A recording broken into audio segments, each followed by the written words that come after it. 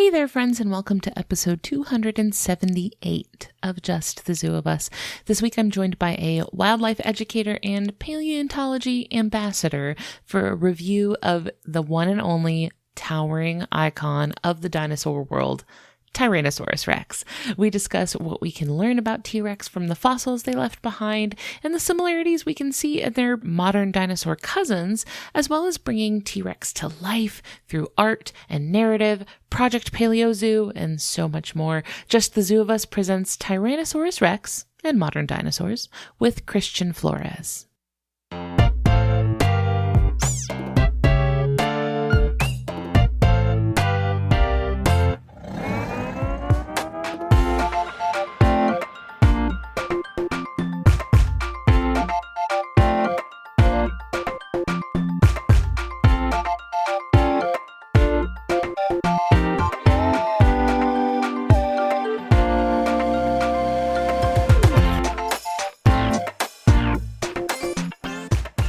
Hello, everybody. It's Ellen Weatherford with Just the Zoo of Us, your favorite animal review podcast. I am so excited. My inner child is just going berserk, chomping at the bit today.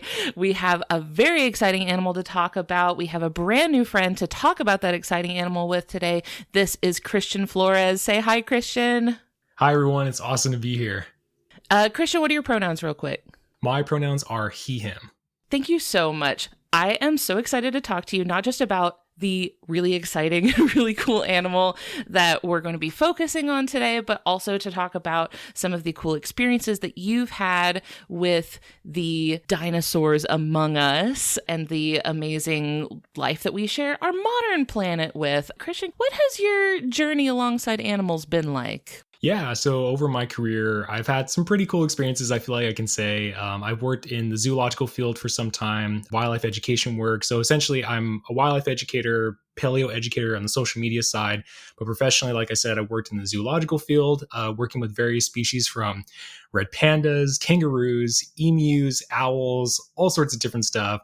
And I can definitely touch on that later in the episode as we talk about our modern dinosaurs, but also wildlife rehabilitation. So making sure that, animals that are wild, that are getting hurt, injured, whatever it may be, we get them healthy again to go back out where they belong. So a little bit about my history. I know that like wildlife rehabilitation, yes, you're, coming across animals that are in distress. Something not so great has happened to them if they've come through your door. But I feel like that's such a joy, though, getting to help them heal and getting them back out there. Was that a rewarding experience, you feel like? Yeah, it was definitely rewarding, being able to see pelicans fly off the coast after, a week or two of getting them ready all over again, or getting owls or owl chicks and hawk chicks. Those are the cutest little puffballs that I got to work with. It's a blast. Yeah, it's very rewarding. Now, I've seen some pictures of little owl chicks, and that's maybe not the cutest phase of their life. I feel a little differently. I think they're really cute, but maybe in that ugly, cute way. I guess when you're in person, right, they have the fluffy factor, right? But they don't often photo very well. Do you know what I'm talking about? The pictures of the barn owl chicks where they're all demonically standing and they look like night paralysis demons. Yeah, I definitely get it. It's not everyone has their taste. So, but yeah, they're all birds are awesome, and we'll definitely talk about some more birds as we keep going. So yeah. Yeah. Before we recorded, we were chatting a minute, and you mentioned having some really cool experiences with pelicans, which, as a person who grew up in Florida around brown pelicans, the best pelican, sorry guys. Yeah. They're an awesome pelican, but I feel like they get kind of forgotten about a lot. And when you're up close to them, you can really see the dinosaur in them, I feel like. Yeah, I would definitely agree. I mean, they're also just kind of goofy. There is a goofiness to them. My favorite bird that I worked with were emu. Flightless birds are a particular group that I really like. Cassowary, which again, we can touch a little bit on, but raising emu chicks and working with adults was still my favorite species that I work with today. And I've worked with a few, so they just so much more personality than what people think from TikTok videos of I'm being attacked by an emu. There's much more to it than that. They're awesome, awesome animals. Okay, so in addition to, working with living animals and modern dinosaurs, you're also doing educational work about animals that maybe we missed the boat on. We ships in the night, we just happen to geologically not get to live on the planet at the same time as some of these real heavy hitters. Did you come into it like from the adult angle of like working with birds and getting into dinosaurs that way, or was that like, were you a dinosaur kid? No, I was the classic dinosaur kid. I was watching every Steve Irwin documentary, every David Attenborough dinosaur thing, Walking with Dinosaurs, Jurassic Park, of course, reading every dinosaur book. That's what allowed me to read, is reading dinosaur books. Like, I was just that kid playing with the toys and everything. Now, I'm really honored to say that of all dinosaurs, we're talking about the one. Like, this is dinosaur. the dinosaur. Yeah, from every movie. If you know a dinosaur, you know this one. Exactly. And I think that's a great point too. Like, talking about T-Rex, like just how famous this animal is from every show, documentary, toys, books, everything. It's the only dinosaur, when you really think about it, that's used as a unit of measurement. When you hear scientific articles come out, or the news and science that some new dinosaur is discovered, or some heavy dinosaur, or whatever it is, they'll usually say that it's bigger than a T-Rex, or smaller than a T-Rex, or 2 T-Rexes long. Again, it's a unit of measurement. Anything but metric, baby. Anything but metric. Exactly. What an American phenomenon to be like, no, meters, never heard of them. Put that into T-Rexes for me, please. Yeah, exactly. Also, a lot of people think they don't know scientific names. If you know Tyrannosaurus Rex, you know a scientific name. That's a scientific name right there. Exactly. I mean, realistically, you could say that T-Rex is the most famous extinct animal. Like woolly mammoth, some of these other ones are for sure you can kind of think of, but globally as a whole, T-Rex, Tyrannosaurus Rex is the one. When you think about like in every like sci-fi sort of thing, when you think of like, oh no, someone accidentally got sent into like prehistoric times, there's a T-Rex there. There's no, it doesn't matter where in the world, it doesn't matter. Like if you got sent into the past, there's T-Rex problems coming for you. For sure. And that brings me to a question about T-Rex. Was T-Rex like everywhere? Yeah, so I mean, that's a great question. So T-Rex and its family of the Tyrannosaurs. So this is the all-encompassing group of what they are. So Tyrannosaurs are what are called theropods. They're two-legged, mostly meat-eating dinosaurs. There were a few exceptions, but Tyrannosaurs are a specific group of theropod, and they started in the mid to late Jurassic period and developed all the way into the late Cretaceous. They were some of the last dinosaurs. When that asteroid hit, they were there, which is crazy to say. But these animals specifically are mostly found in Asia and North America from their remains. There's a few other areas, Europe's one, but there's a few other areas that they may potentially have fossil material, but it hasn't fully been proven yet. But Asia and North America for sure, that was like home for the Tyrannosaurs during that time. You mentioned that Tyrannosaurus is like a genus. Were there other Tyrannosaurs? Because I've only ever heard of Tyrannosaurus Rex. I feel like there was something recently about them thinking of splitting it into like Tyrannosaurus regina. Did that happen? Yeah. So, I mean, again, with T-Rex being so popular in the paleontological world, the scientific community, it comes with a little bit of contention. I won't touch too deeply on that. However, because, when you have the species that's so focused on, there's a lot of research that's being done on T-Rex. And so how fast it could walk, how fast it could run, whether it was exclusively a scavenger or exclusively a real hunter, my answer is it was both, like many other predators today. But when it comes to Tyrannosaurus as a genus, it has been talked about that maybe there is more than just one, going to the species level, so multiple species in this genus. Now, right now, the Regina factor and the other ones has been disproven by some other paleontologists, but there is one, Tyrannosaurus macraensis, which has been discussed 2024. So there may potentially be 2 T-Rexes. And this makes sense, right? Because think of big cats, you have Panthera, that's the genus, but Panthera leos, lions, Panthera tigris is tigers, and it keeps going from there. And so it's not impossible and most likely plausible that there would be more than one Tyrannosaurus in that genus. But there is still a little bit of conjecture here and there on what the full answer could be. And more fossil evidence will help us realize that. When it comes to Tyrannosaurus as a whole, there are multiple types. And it's really cool to say that because Tyrannosaurus, like I said, is its own genus, but we also have other ones like Albertosaurus and Gorgosaurus, which were also from North America, or we have ones from Asia like Tarbosaurus and Zhucheng tyrannus. So these are names that people probably have never heard of, but you can Google it and find they're really cool. And they all don't look the same either. The Albertosaurus and Gorgosaurus are more slender in their build, while some of the earliest tyrannosaurs like Dailong and Guanlong are incredibly small, about the size of a German Shepherd, and have long arms with 3 fingers. Yeah, and some of those early tyrannosaurs are a lot smaller. Some of them had crests on the top of their head and 3 fingers that they used their hands to more likely grab prey. But as they evolved and kind of went forward, a lot of the tyrannosaurs then got huge, arms got smaller, crests gone away, and so you have this monster of an animal that's the length of a school bus and weighs as much as an elephant that is T-Rex that led from those origins. You can't argue with results. Yeah, I mean, like, exactly. A win is a win. Yeah, for sure. And before we move on away from, the situation of Tyrannosaurus and Tyrannosaurus Rex in like the tree of life, right, in the animal kingdom, I would love to clarify the connection between Tyrannosaurus and the birds we have today, because I feel like there's a lot of internet, factoids floating around that kind of are like, I understand, I see the vision, I get the spirit, but are maybe leading some people a little bit astray. So could we talk a little bit about the relationship between Tyrannosaurus and our birds today? Yeah, I'd love to. And so, well, let's just get it out of the way. Birds are dinosaurs. There is no mystery. There are plenty of times where people have said, oh, well, maybe birds are the closest living relative to the dinosaurs. No, it is exactly the avian dinosaurs that managed to survive the mass extinction, evolved to be the birds we know today. And there are a lot of times where, like you said, there's these sort of factoid accounts or Twitter posts or Instagram reels, whatever it is, that try to say some dinosaur facts, and it's, it expands our knowledge of paleontology. However, the facts and how we voice that is very important, right? Because there are plenty of, again, accounts that may say that the chicken is the closest living relative to T-Rex. And that's not actually the case. Like, I get it. It's fun. It's fun to say.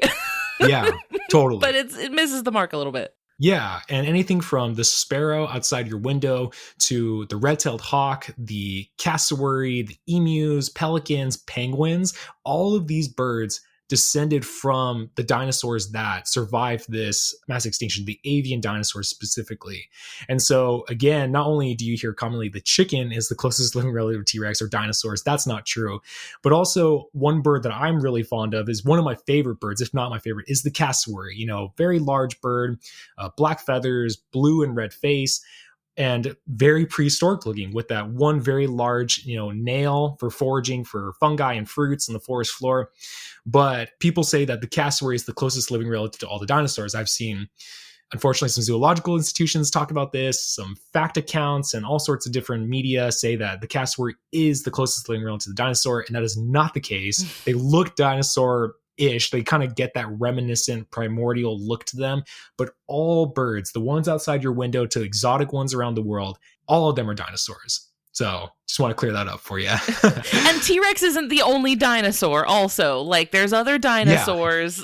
Yeah. I get it. It's the coolest. And I get where it's coming from, because the chicken seems so commonplace and so like goofy. Mm-hmm. It's almost like a joke bird, and to compare it to the predatory majesty of the T-Rex, it's a funny sort of juxtaposition. But I think it's even funnier to consider that like the hummingbird is also a sort of not a descendant of the T-Rex, but is like equally related to the T-Rex as the cassowary or as like the emu or something. Like hummingbirds and penguins and goofy little finches and turkeys and stuff like that. It's equally interesting to me that like they're all like, if you think of all the modern birds as being like siblings, they all have the same first cousin. Like me and my siblings are equally related to our first cousins. Yeah, for sure. And the T-Rex would be like the first cousin here. Like we're all related to each other and a little bit also to this other guy. Yeah. And it would have been, T-Rex unfortunately didn't make the cut when it came to the asteroid, but like, the smaller rip, pulling out for a lost one. For sure.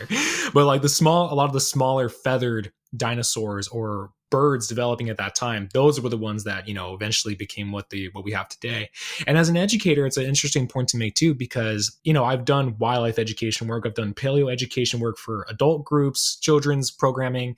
And the amount of times that I've actually seen people get kind of disappointed at the idea that dinosaurs and birds are related, which is kind of interesting to me, because again, almost the dinosaurs used to be so cool, but now we have birds. And that is, I can never understand it for me. Have you seen birds?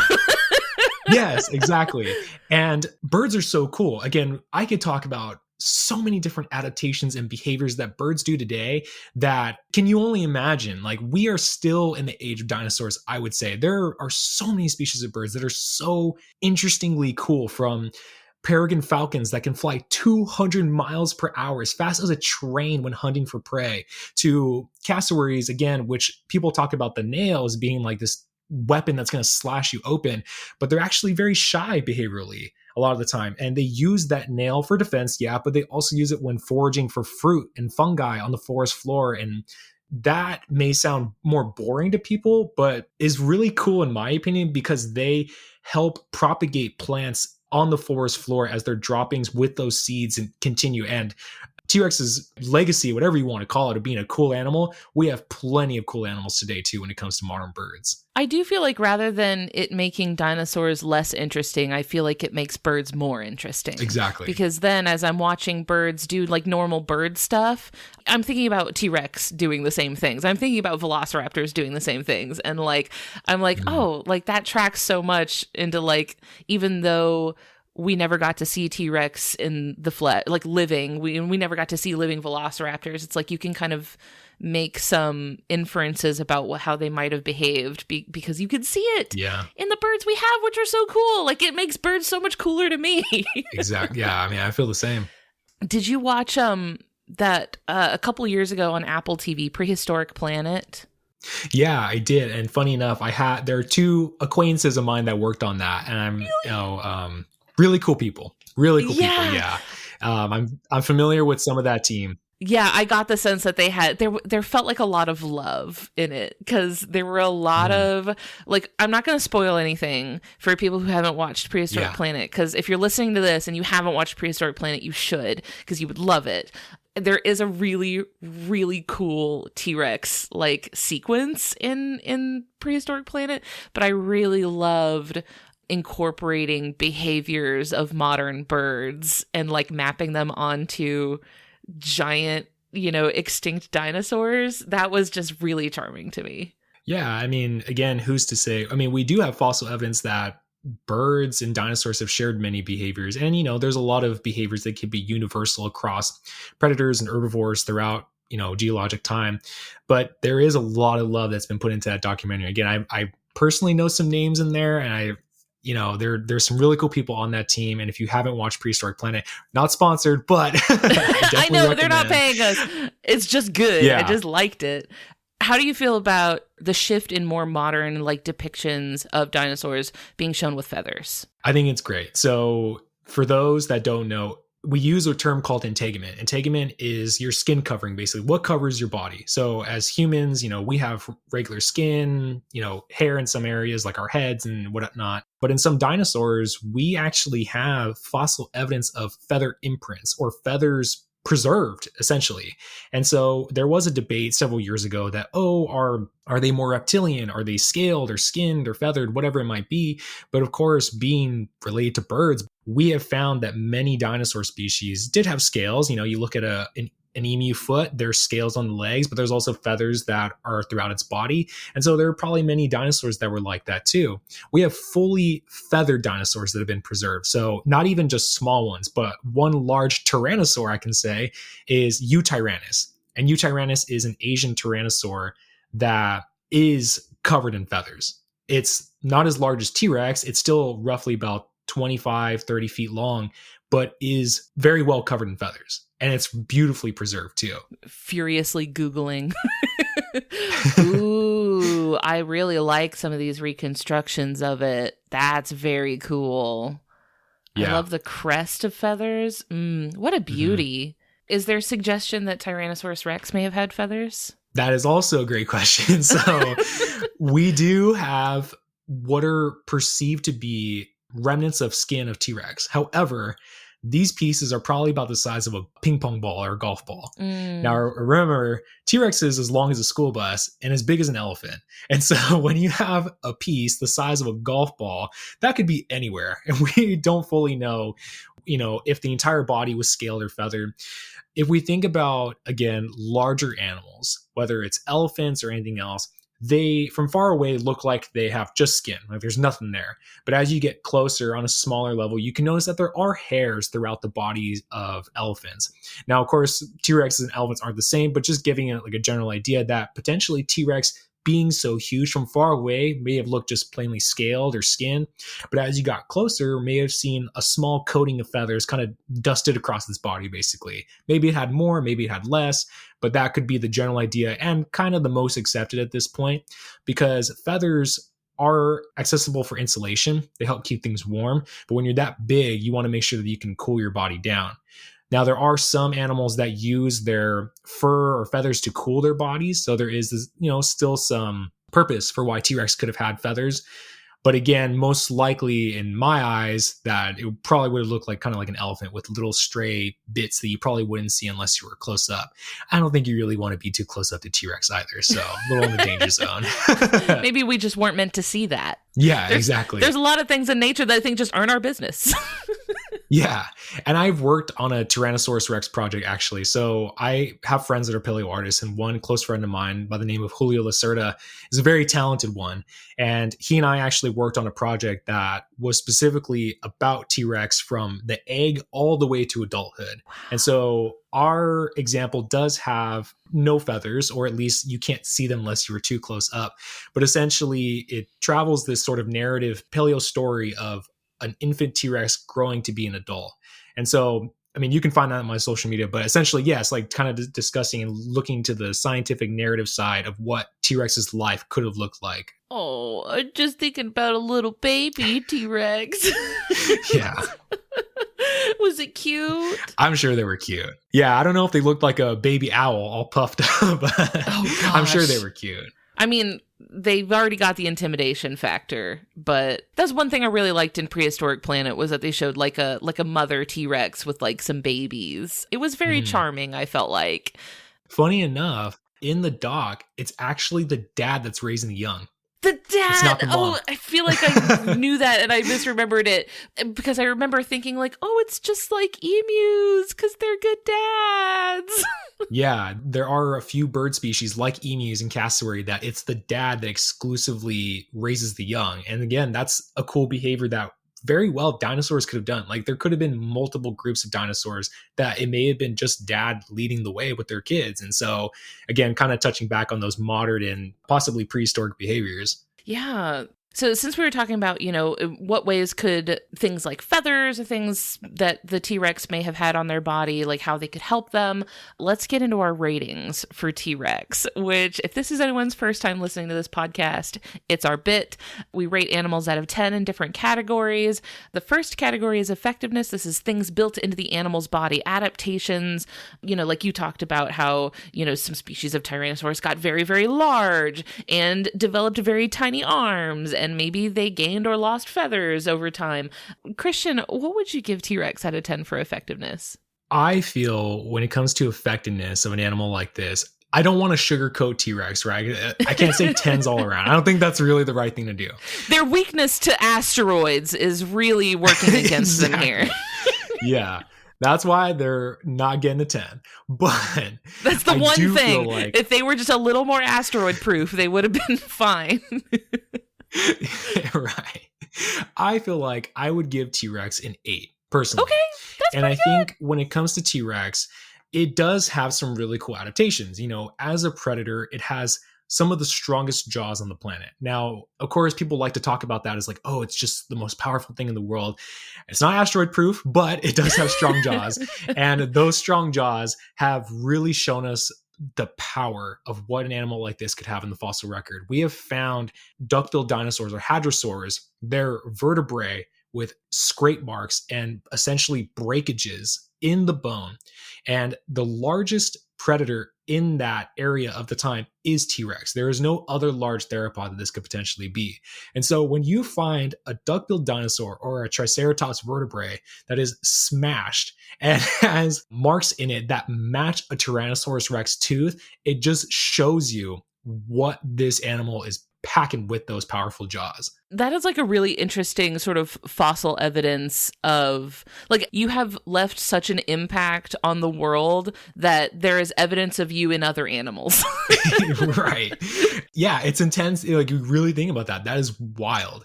And so not only that, but also looking at the skull of T-Rex, the eyes, the orbits were huge. We're talking about a skull that's roughly 5 feet long. Massive.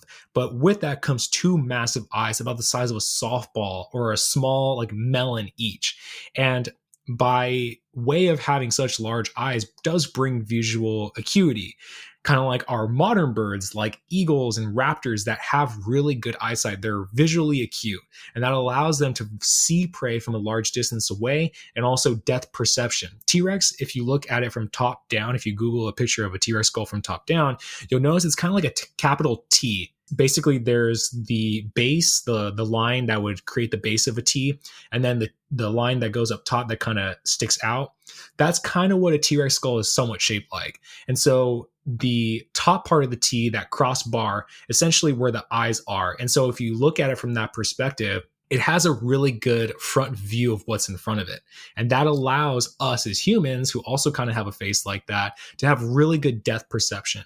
And so we have a predator, a dinosaur, that not only can see things from far away, but as it starts getting closer, can judge distance better, making it a more efficient predator. And it looks like many studies that we think about when it comes to T-Rex with its eyes is that it had basically eagle vision. Like, it was really good at seeing.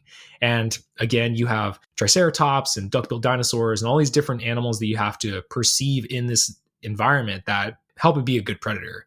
I was thinking about, like, with birds, that level of eyesight helps them because they're flying, so they're up above the ground and they have to be looking down at stuff on the ground. But with T-Rex, he's just that big. Like, he's just that big that he needs to be able to see stuff when he's standing up. Yeah. I have seen at the Burke Museum of Natural History here in Seattle, they have a T-Rex skull. And so I have gotten nice and up close and personal with this beautiful T-Rex skull. Like, this thing is gorgeous.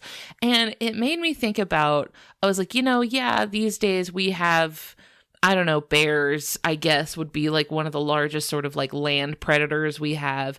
And I was like, it's difficult to even relate to the experience of having like a predator on land that massive. I feel like there's not even anything we could like compare it to. That big and that fast and that mean.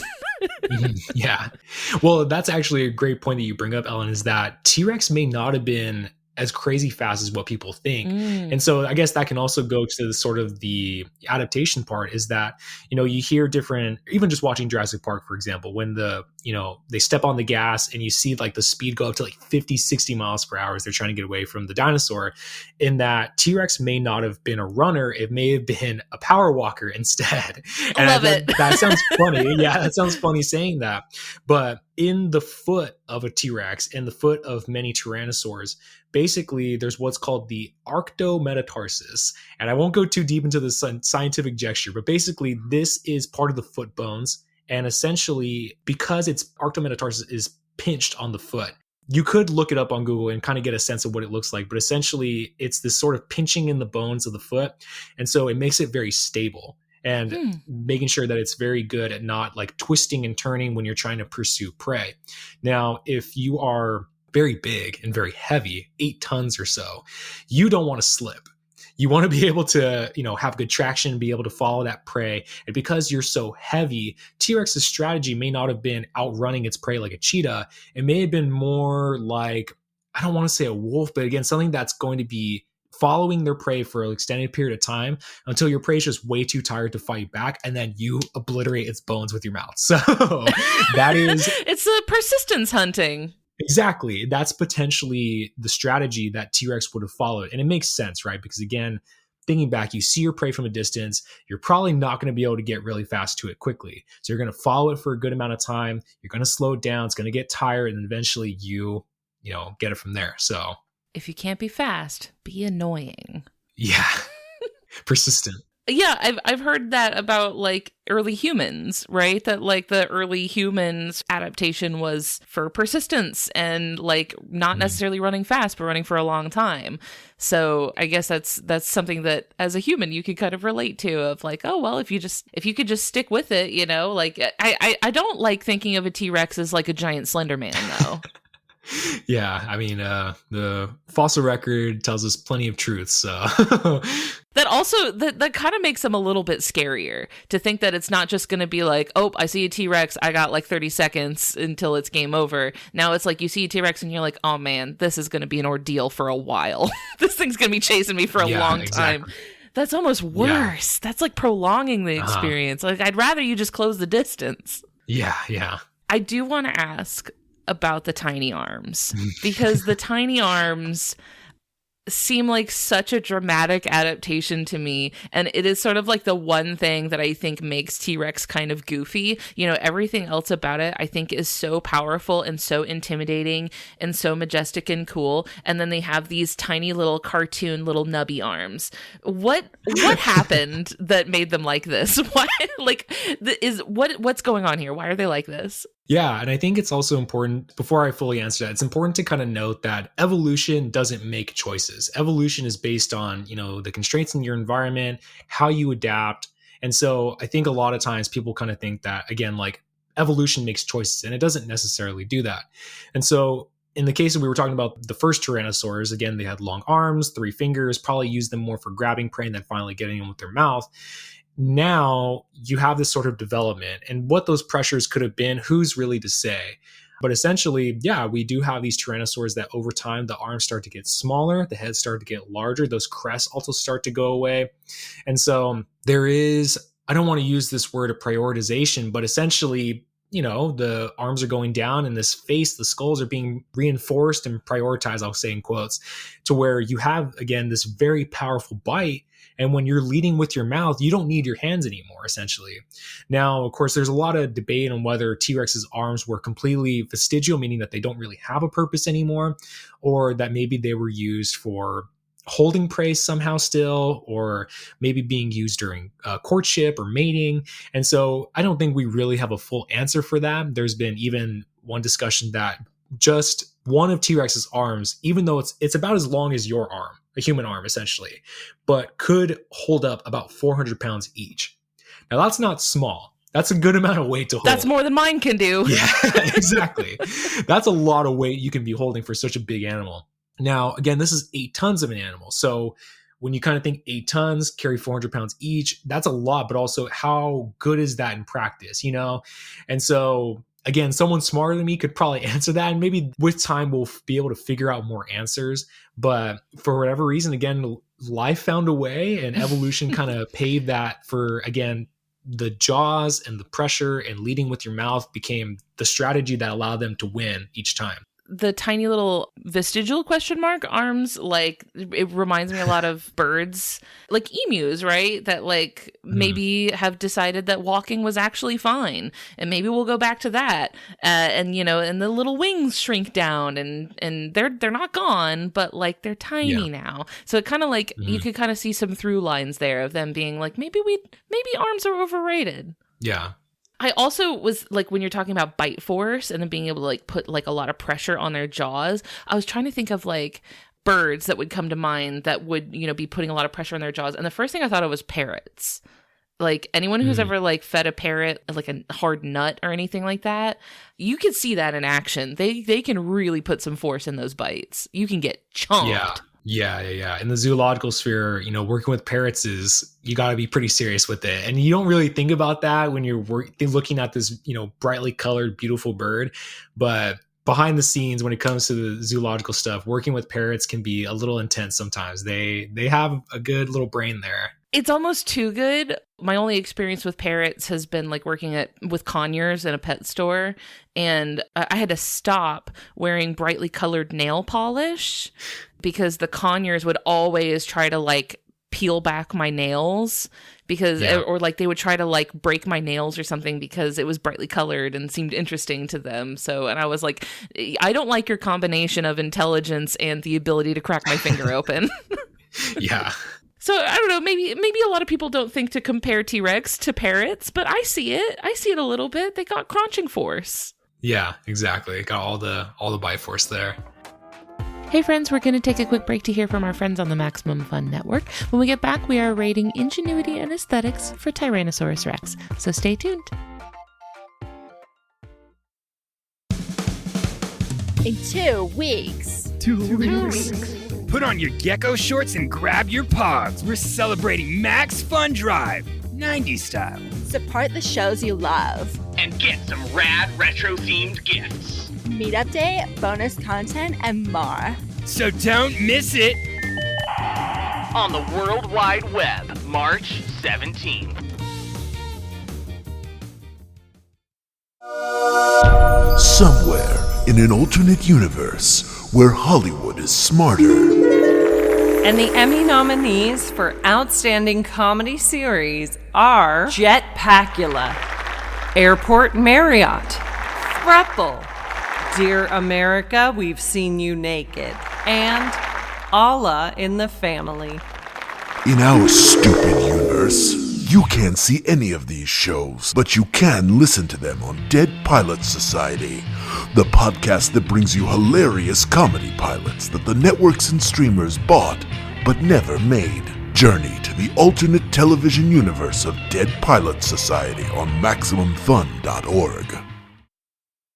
On the topic of animals with a combination of brains and bite force, the next category that we rate animals on is ingenuity, behaviors, things that maybe the animal did with the tools that they have in their kit that gave them an advantage, helped them thrive. Asteroid notwithstanding, I don't feel like that was a skill issue. I feel like that was not their fault. But Christian, what would you give T-Rex out of 10 for ingenuity? I think I may also give it another 8. I'm curious to know, like, what we know about T-Rex behavior. Like, I'm curious to know, like, if there's fossil evidence that would give us an idea of what they may have been up to. Yeah, so as far as behavior, it's interesting, right? Because T-Rex has a lot of research behind it.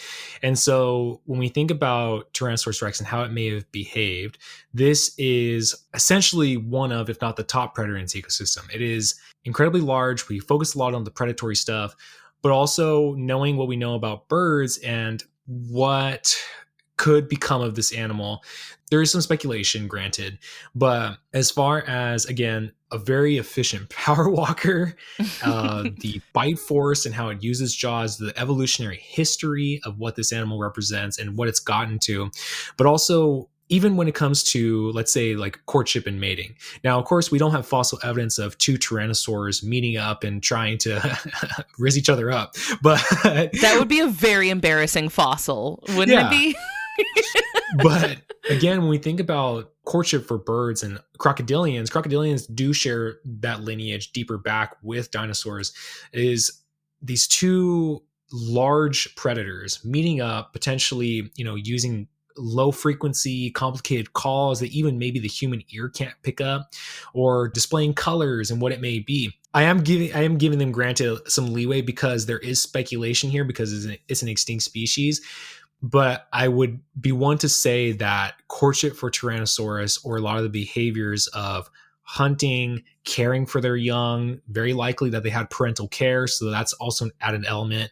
Again, prehistoric planet, we're not fully sure if it was fully dad, fully mom, or even both. There are birds of prey where both parents are involved.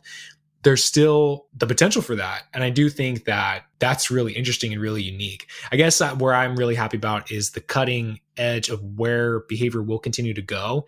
And yeah, just really cool. One thing that we haven't really talked about, or at least touched about on this T-Rex project that I worked on, was T-Rex age and what's called ontogeny, or how they developed with time from a young animal to an adult animal. T-Rex would have started out small, very little guy that would have been scampering around, cute little thing.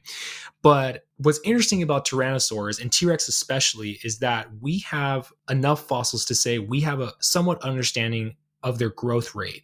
And T-Rex would have started small, and from what we understand, from about 8, 10, 12 years old, went through one of the largest growth spurts of any dinosaur. From ages to early teens all the way to about 20 years old, T-Rex essentially would have gained likely 5 pounds a day over several years to get from maybe 1,000 pounds to 6,000 to 8,000 pounds.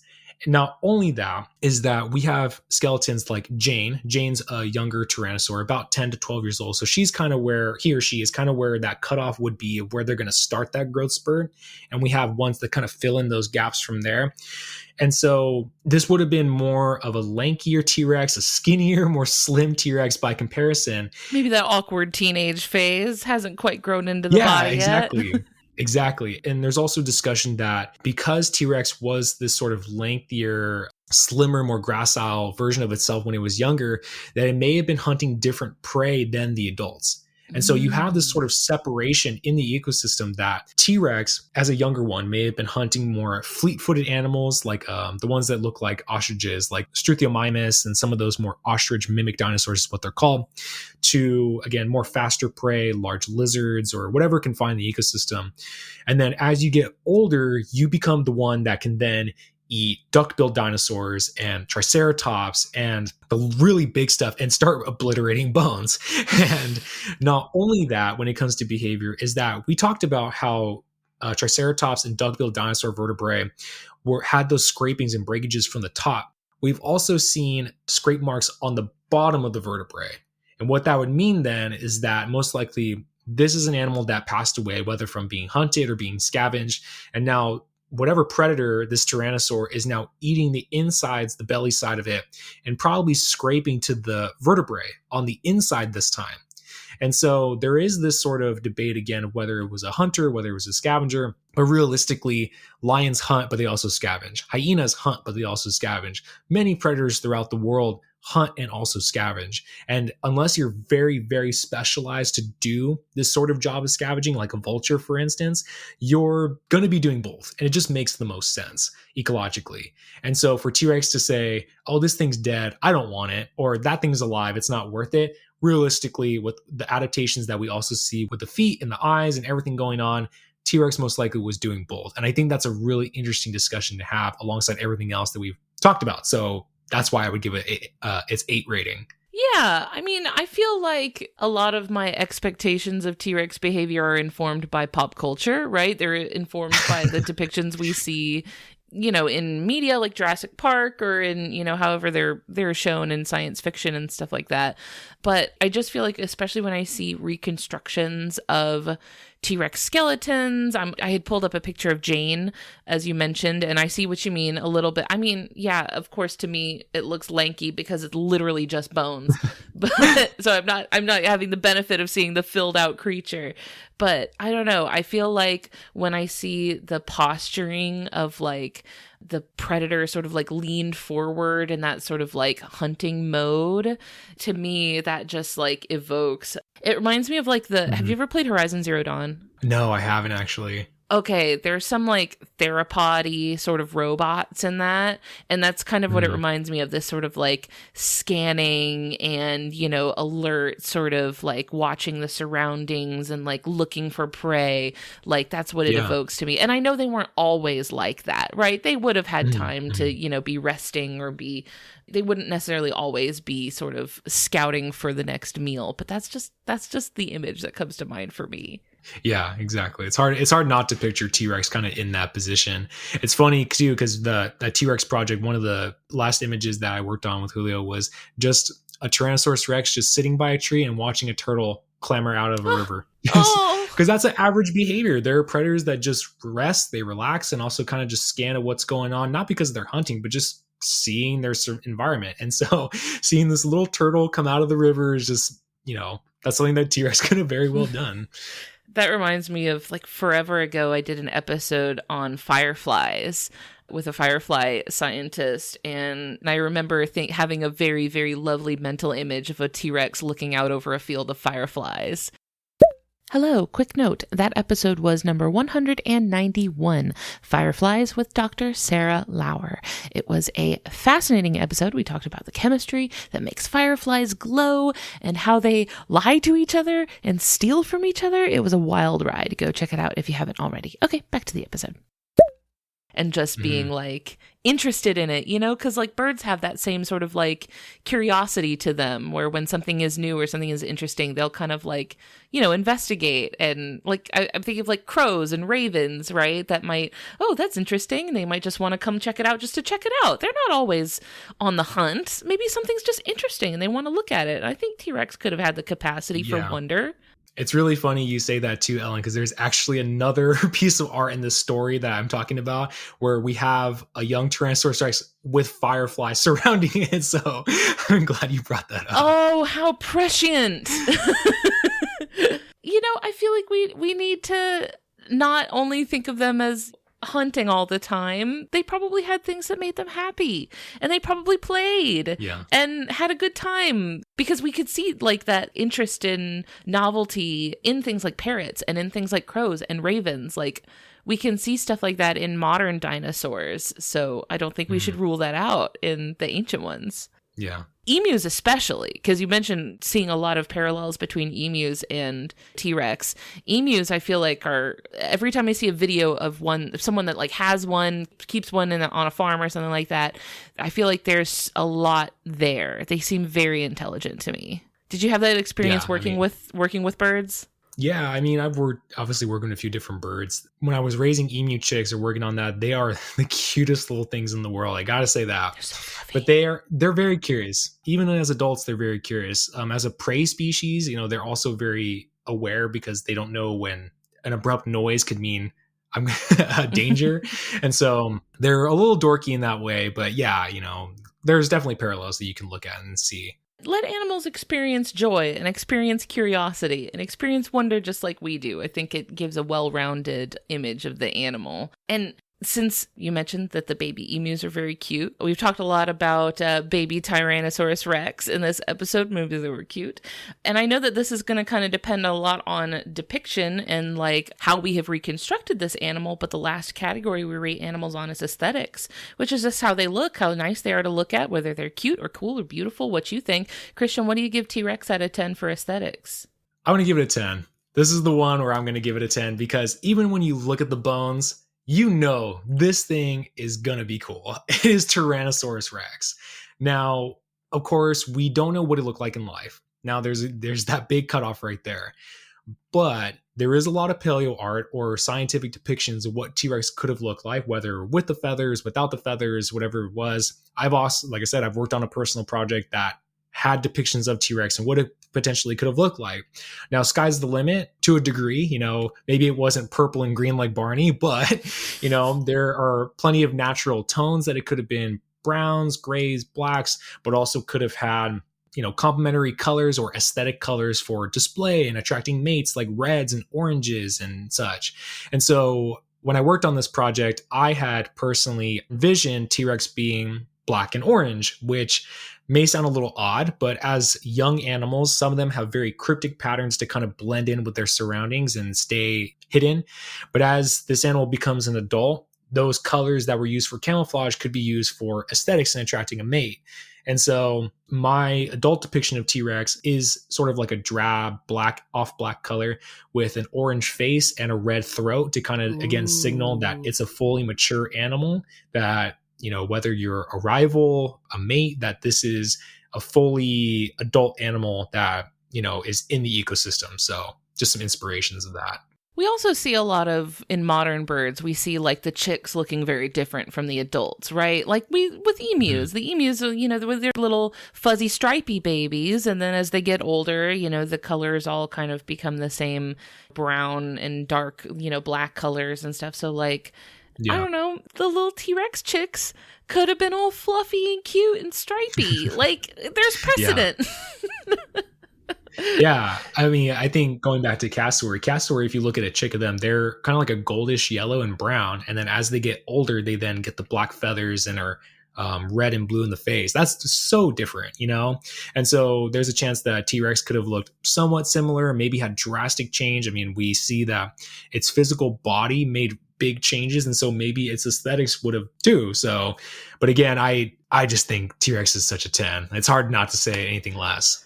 Yeah, when you see the skeleton of it, you know, like just the skeleton of it is so beautiful. And I have seen some sort of jokey, sort of like, what if T-Rex looked like this? I've seen things like, what if T-Rex had, you know, large fleshy lips? That's fun. I like that. Yeah. I saw one recently that was like, what if T-Rex was like a borb, like had very, very fluffy feathers, like a little, like you think of like a little sparrow or something when they kind of like, you know, scrunch their neck in, they become very spherical. And someone had like filled out a T-Rex with feathers like that to be like a very sort of downy, fluffy. And I was like, I like T-Rex borb. That's pretty cute. Yeah. Do you have a favorite pop culture T-Rex? Do you have like a movie or a show or game or whatever? Like, do you have a certain depiction of T-Rex where you feel like they just nailed it? Maybe I shouldn't be patting myself on the back, but I feel like the one that I worked on is pretty sick. I can't lie. The one that I worked on with Julio Lacerda, actually, this storyline actually has a name. His name is Charlie. So Charlie the T-Rex. And the reason why I had done this and worked on this project is that there's paleo art of T-Rex everywhere. There's depictions of adults, depictions of young. But for me, I wanted to take a step into a narrative writing sense. I'm a writer. I enjoy doing that. But also, I don't feel like I've seen any paleo art of the real full extent of egg all the way to T-Rex as an adult. And so that was something that I had worked on as a first project with Julio Lacerda. And I was very proud to be able to have this end product. But as far as outside of that, I would say probably one of my favorites is Prehistoric Planet's T-Rex. It's beautiful. It's really pretty. Again, those very sort of like hair-like feathers. It has lips. A lot of people think that T-Rex probably had its teeth exposed to the open air, and that's actually not very smart when you have teeth that can become brittle when exposed to the open air. That's true. And so Tyrannosaurus Rex, as far as many other theropods, most likely had a covering, kind of like lizards, that cover their teeth and protect them from the outside world. That's just smart, you know, like that's, and a lot of people can be kind of bummed out about that, and they'd be like, oh, it doesn't look as cool. But check out Prehistoric Planet, because it does look pretty cool. And also, you know, we have things like Komodo dragons and stuff. Like, they have lips that cover their teeth, and you're still scared of them. So maybe let T-Rex have lips. Let her have lips. Yeah. The ones in Prehistoric Planet are also, there's a lot of like tenderness, which I really appreciated. There's a lot of like love. I mean, what maps to us as love, right? Like affection and care for each other, that I think is a really nice angle to take. Because I started watching it and I was like, yeah, of course they did T-Rex. Yeah, right. You know, we've seen T-Rex a million times, but they took such an interesting sort of like spin on it to be like, this is T-Rex in parenthood and in being a loving and attentive parent. And I was like, well, this is nice. That's, I think, what I find really exciting about T-Rex and animals that are like, that went extinct a very long time ago, that like it leaves so much room for our imagination. Like, it leaves a lot of room for creativity in the way that we think about them, which I think is really fun. Yeah, and I think that's why people are so attracted to dinosaurs in general. I mean, they're huge, they're extinct, they're gone. So there's this sort of mystery aspect. It leaves room for the imagination when it comes to, you know, art and depictions of what they could have looked like. But yeah, I mean, I love dinosaurs too, so. On the topic of, you know, people getting creative and filling in blanks and expanding on what the world of dinosaurs would have looked like and bringing them to life now, could you talk to people a little bit about the Paleozoo project? Yeah, so for those that don't know, I am one of 17 members of an upcoming art book called Artemis Paleozoo.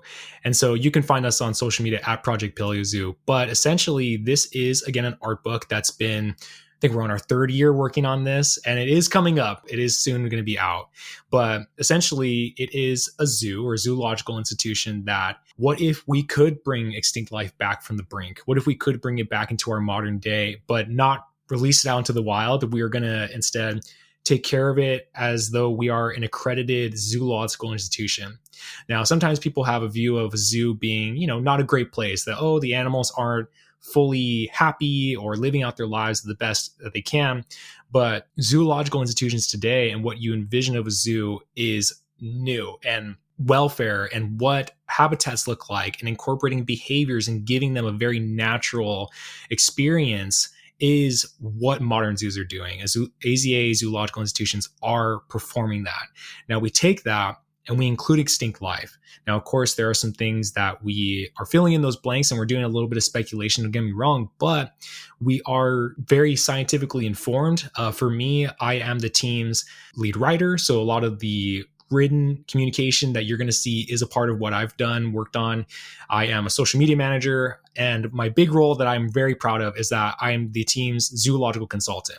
And what that means is that with my career working in the zoological field, as a keeper, working on animal welfare and what that looks like, we now move that into the extinct life, a dinosaur. How do you give proper welfare to a long-necked sauropod? Or T-Rex is in here. How do we give good welfare to Tyrannosaurus Rex? And there's a lot of details involved. And when you look through the pages and you read the information, you're going to feel it. You're going to see it. And I'm again super proud of this because anything from when one of our artists, wants to communicate with me and asks, hey, I want to draw this art of a dinosaur interacting with its keeper. What does that look like? What behaviors would work out? What do we do in zoological institutions that promote welfare? I help out and assist with that. Give reference imaging, give feedback of what we can do. Also, the habitats themselves are very beautiful in a lot of these nice art pieces of the habitats looking very natural and adding enrichment. So it, stimulates their minds and bodies. Even the designs themselves of some of these animals, when again, an artist comes to me and says, I want to do this animal, but what patterns, what colors make the most sense? How do we make this feel like a very grounded and real species that, once walked the earth? I was a part of all that. And I'm very proud to say that. And so, this project has a lot of love behind it, and we're just so excited for what's to come and finally getting this book out for people to see. Spoilers, my project lead, Charles, and I will be coming on a future episode. It's coming up. Hope you guys like dinosaurs. Yeah, so he'll be coming up along as well, and he'll have his own perspective of things he'll want to talk about.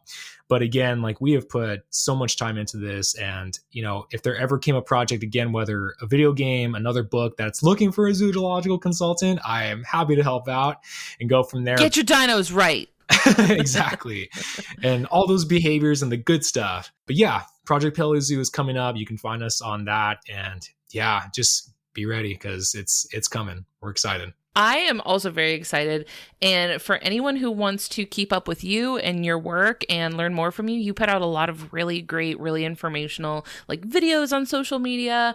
You post a lot on there. Where can people find more of your work? Yeah, so you can find me at Christian on Instagram, TikTok, Blue Sky. Those are going to be where I'm, most predominantly putting out content. So again, Christian, anything from wildlife education work, learning about conservation efforts, environmental action, just cool, fun facts that you want to know, to again, paleo education, paleo storylines and narrative work, and just getting all involved in the extinct life. This is actually a surprise and kind of an exclusive thing, is that I actually have another upcoming project coming up with Julio Lacerda. It's based on some paleontology stuff and some narrative work that I've been doing. I can't spoil what it's about. It's not done yet, but it will be on the horizon. Just the Zoo of Us exclusive. A new paleo story will be coming up soon. So you heard it here first. I hope that anybody listening is excited about dinosaurs and is going to go through and check out not just Project Paleozoo, but also your work, and stay tuned for the upcoming exciting new projects.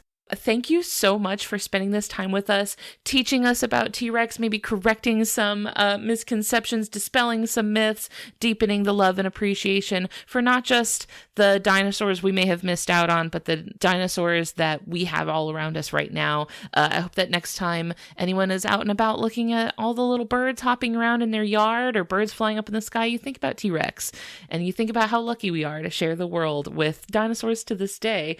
Christian, thank you so much for your time and your knowledge, and we will talk to you later. Thank you again. It was awesome. It was. Thanks. Bye. Bye. Thank you all so much for listening. I hope that Tyrannosaurus Rex has left giant, deep footprints behind to fossilize in the muddy riverbed of your heart. Like we mentioned at the end, this paleo double feature continues next week with another guest talking about another iconic dinosaur. So if you liked this, I think you're going to love that. If you did like what you heard today, I hope you leave behind some kind words for us in a review on your podcast app of choice. If you would like to hang out with us online, we're on Facebook, Instagram, Discord, Blue Sky. Links to everything will be in the episode description. You can also send me an email at ellen@justthezooofus.com if you have a cool animal you'd like to hear us talk about on the show. We would like to thank Maximum Fun for having us on their network, alongside the other amazing shows like the ones that you heard promos for here today. You can go check those out and learn more about the network and how you can be a part of supporting our show and get access to our exclusive monthly bonus content over at MaximumFun.org. Finally, we would like to thank Louison for our theme music. That's all for today. We'll see you next week. Thanks. Bye.